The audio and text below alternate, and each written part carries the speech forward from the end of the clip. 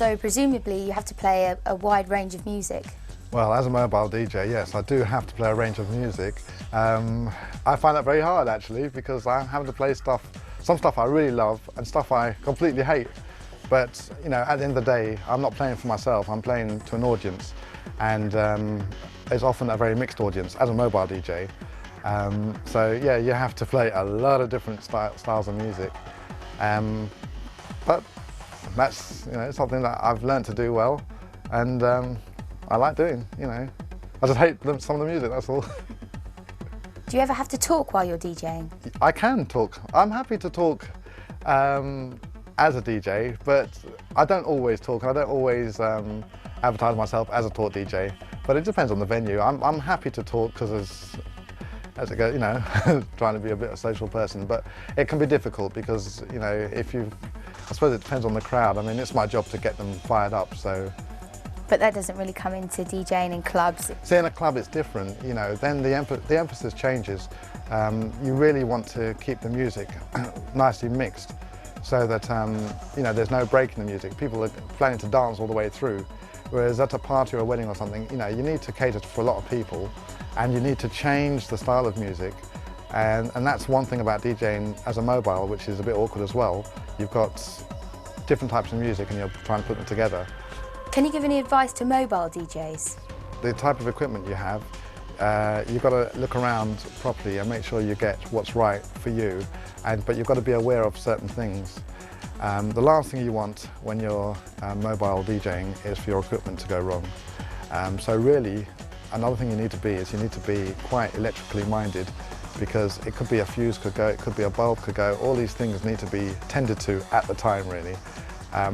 Although I must say that tends to come with time. You know, you find that something that happens on one gig, after a while you'll begin to be ready for it. But it's worth thinking about. And when you're selecting your equipment, you must get your equipment insured, and you must be insured as well.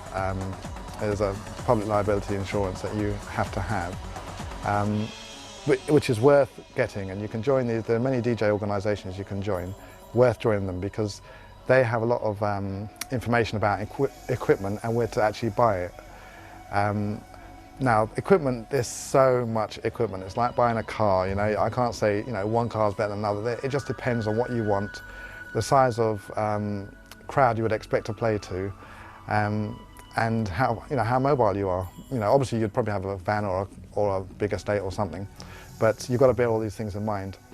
I think it's well worth listening to the sound setup, getting the right things together.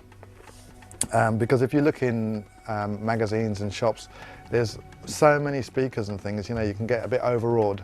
I don't think the best thing to do is just to go out and spend as much money as you can, because the cost of it doesn't necessarily reflect in the quality.